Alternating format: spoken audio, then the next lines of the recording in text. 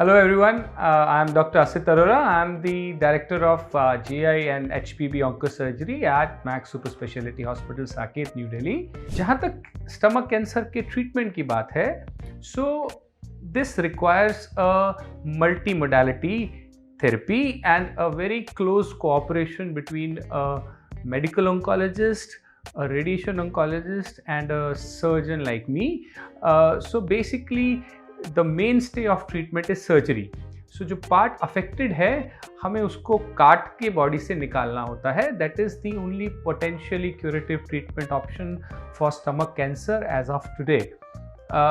लेकिन अगर कैंसर थोड़े से एडवांस स्टेजेस में आता है तो उस केस में हम डायरेक्टली सर्जरी करने की बजाय पहले पेशेंट्स को कीमोथेरेपी से ट्रीट करते हैं. उससे हम कैंसर्स को श्रिंक करते हैं. That not only makes our surgery effective but it helps patients in long run as well.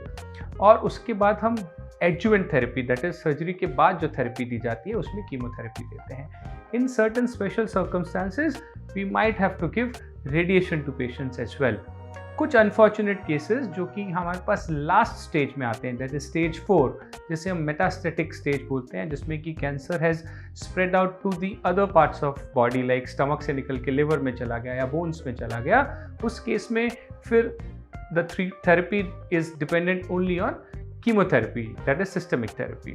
Now there are certain newer forms of chemotherapy, that is immunotherapy or targeted therapy, which are also available. जहाँ तक surgery की बात है, so surgery can be done in a conventional open procedure in which we give an incision on the tummy, we open it and we go inside and remove the affected part, जिसमें कि stomach का disease part और आसपास के regional lymph nodes और fibrofatty tissue होता है. But nowadays all of these surgeries can be performed by minimal access approach, in which हम पेशेंट के पेट को काटने की बजाय we make small tiny holes and we do surgeries from those incisions, small incisions. So these can be either laparoscopic surgery या robotic surgery.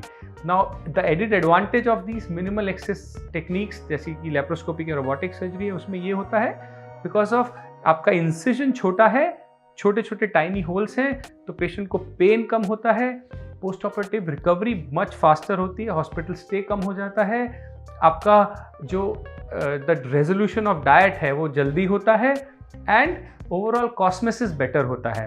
At the same time जो long term results हैं cancer के, उन पे कोई भी negative impact नहीं होता है. So the tertiary care centres like ours, most of the surgeries are now performed by minimal access approach.